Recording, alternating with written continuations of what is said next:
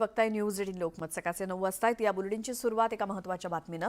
राज्यात शनिवारपासून मान्सून पुन्हा सक्रिय झालाय। अनेक भागात हलक्या ते मध्यम स्वरूपाचा पाऊस पडतोय। मुंबईसोबतच ठाणे, पालघर, रत्नागिरी या भागात रविवारी मुसळधार पावसाचा अंदाज वर्तवण्यात आलाय। त्यासोबत रायगड जिल्ह्यात अतिमुसळधार पावसाचा इशारा हवामान खात्याकडून देण्यात आलाय।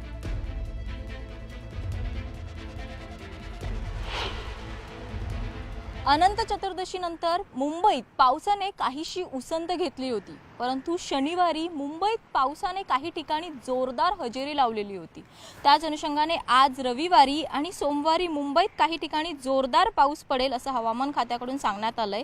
तर रायगड आणि रत्नागिरीमध्ये सोमवारी ऑरेंज अलर्ट देखील जारी करण्यात आलेला आहे। पावसाने उसंत घेतली असं वाटत असताना शनिवारी मात्र दहिसर, बोरिवली या भागामध्ये तास ते दीड तास इतका पाऊस पडलेला होता। तर बोरिवली अग्निशमन दल केंद्र येथे अवघ्या दीड तासात 68.2 मिलीमीटर इतक्या पावसाची नोंद झालेली आहे।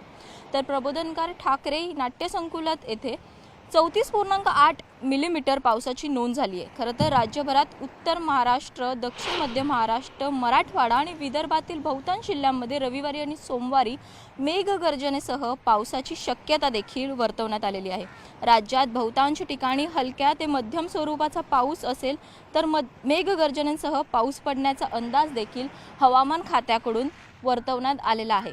खरं तर गणेशोत्सवाच्या काळामध्ये जोरदार पाऊस मुंबईत देखील कोसळला होता, तसंच राज्यभरात देखील जोरदार पावसाने हजेरी लावलेली होती। परंतु अनंत चतुर्दशीनंतर पावसाने काहीशी उसंत घेतलेली असतानाच आजचा दिवस रविवारी आणि सोमवारी देखील मुंबईत काही ठिकाणी जोरदार पाऊस पडेल असा अंदाज हवामान खात्याकडून व्यक्त करण्यात आलाय।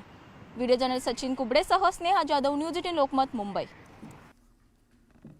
तर लातूर शहर आणि परिसराला देखील रात्री मुसळधार पावसानं झोडपून काढलं। शहरातल्या सखल भागात पाणीच पाणी झालं। अनेक लोकांच्या घरात मोठ्या प्रमाणात पाणी साचलेलं पाणी शिरलं। त्यामुळे लोकांचं मोठ्या प्रमाणात नुकसान झालंय। याबाबत महानगरपालिकेला तिथल्या व्यापाऱ्यांनी वारंवार तक्रार करून देखील याची दखल घेतली नाही।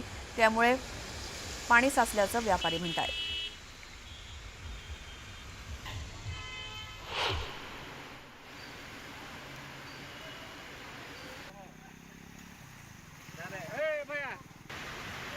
तर धाराशिवच्या कळंब तालुक्यात सुद्धा तुफान पाऊस कोसळलाय। तेरणा नदीनं धोक्याची पातळी ओलांडली। तेरणा नदीवरील पूल पाण्यात बुडला। त्यामुळे लातूर बार्शी रस्ता वाहतुकीसाठी बंद झाला। पावसामुळे मूग, उडीद, सोयाबीन पिकांना फटका बसलाय। नदीकाठच्या गावांना सतर्कतेचा इशारा देण्यात आलाय।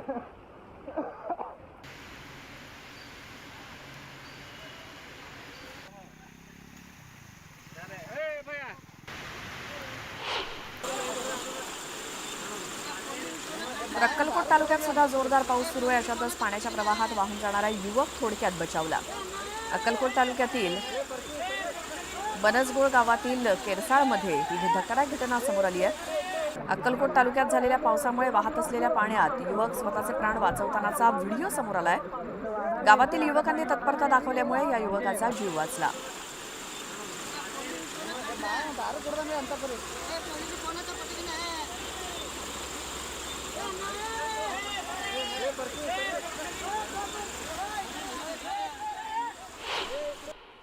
समाजाच्या कुणबी प्रमाणपत्रांसाठी मराठा आरक्षण उपसमितीचे अध्यक्ष राधाकृष्ण विखे पाटील यांच्या पुढाकाराने सरकारने जीआर काढला। पण या जीआरच्या नंतर ओबीसी समाज प्रचंड नाराज झाल्याचं चित्र आहे। अशातच जरांगे पाटलांच्या आंदोलनात मध्यस्थी करणारे विखे पाटील आता ओबीसींसह मराठा नेत्यांच्या सुद्धा टार्गेटवर आले। जरांगेंसाठी जीआर, मंत्री विखेंवर प्रहार। विखे पाटील, अरे लाज वाटली पाहिजे तुला। पाचवी पिढी तुझी राजकारणात आहे, पाचवी पिढी। जीआर विरोधकांच्या निशाण्यावरती विखे। देवेंद्र फडणवीस यांनी मराठा आरक्षण विषयक उपसमितीच्या अध्यक्षपदावरून राधाकृष्ण विखे पाटील यांना दूर केलं पाहिजे।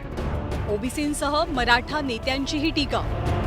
विखे पाटील साहेब, मराठा समाजाला तुम्ही न्याय देणार की नाही देणार याचा खुलासा करावा। राधाकृष्ण विखेंच्या हकालपट्टीची मागणी। राज्याचे जलसंपदा मंत्री आणि मराठा आरक्षण उपसमितीचे अध्यक्ष राधाकृष्ण विखे पाटील यांच्यावरती ओबीसी आणि मराठा नेत्यांनी केलेली ही टीका। मनोज जरांगे पाटील यांच्या ओबीसी आरक्षणाच्या मागणीनंतर सरकारच्या वतीनं कुणबी प्रमाणपत्रांसाठी जीआर निघाला। हा जीआर काढण्यात आणि जरांगेंच्या आंदोलनात मध्यस्थी करण्यात राधाकृष्ण विखे पाटलांचा पुढाकार पाहायला मिळाला। आता याच मुद्द्यावरनं राधाकृष्ण विखे पाटील हे ओबीसींच्या निशाण्यावरती आल्याचं दिसतंय। ओबीसी आंदोलक लक्ष्मण हाके तर सातत्यानं विखेंना लक्ष्य करतात। बीडमध्ये हाकेंनी पुन्हा एकदा विखेंवर घणाघाती टीका केली आहे। अरे तो विखे पाटील, अरे लाज वाटली पाहिजे तुला। 5वी पिढी तुझी राजकारणात आहे, 5वी पिढी। अरे कारखान्याशिवाय आणि वायनरी शिवाय तुम्ही काय केलं? माझ्या अहिल्यानगर जिल्ह्यामधला माझा माळी समाज, धनगर समाज, वंजारी समाज पिढ्यान पिढ्या माझ्या गोपीनाथराव मुंडेंनी सांगितलं, हा महाराष्ट्र आपल्याला चालवायचा आहे, हा महाराष्ट्र आपला आहे। मुख्यमंत्री महोदय, हा महाराष्ट्र यांच्या बापाचा नाही, हा महाराष्ट्र गावगाड्यातल्या 18 पगड जातीचा आहे। छत्रपती शिवरायांच्या रयतेचा महाराष्ट्र आहे। GR मुळे ओबीसी नेत्यांच्या टीकेचे धनी बनलेले असतानाच मराठा समाजातही विखेंबाबत नाराजी पसरल्याचं चित्र आहे। केवळ ओबीसी समाजातूनच नाही तर काही मराठा नेते सुद्धा सरकारच्या GRला विरोध करतात। त्याचवेळी राधाकृष्ण विखे पाटलांना मराठ्यांकडनं विरोध सुरू झाल्याचं चित्र आहे। विखे पाटलांनी मराठा समाजाची फसवणूक केल्याचा आरोप करत पश्चिम महाराष्ट्रातले नेते त्यांच्यावर टीका करतात। तुमच्याच्याने जर हे होत नसेल तर आपण मराठा आरक्षण विषयक जी समिती आहे तिचा राजीनामा दिला पाहिजे, किंवा राज्यातील करोड मराठ्यांचा रोज जर ओढून घ्यायचा नसेल तर देवेंद्र फडणवीस यांनी मराठा आरक्षण विषयक उपसमितीच्या अध्यक्षपदावरून राधाकृष्ण विखे पाटील यांना दूर केलं पाहिजे। त्यांच्यासाठी वाटलं तर वेगळी मराठा कुणबी अशी एखादी वेगळी समिती केली पाहिजे, मंत्रिमंडळाची उपसमिती। समाजामध्ये संभ्रम निर्माण होतोय, या संभ्रमाला जबाबदार तुम्ही सुद्धा तितकेच आहात। म्हणून मला सांगायचं आहे, विखे पाटील साहेब 50%च्या आत ओबीसी मधून फक्त मराठा उल्लेख असलेल्या मराठा समाजाला तुम्ही न्याय देणार की नाही देणार याचा खुलासा करावा।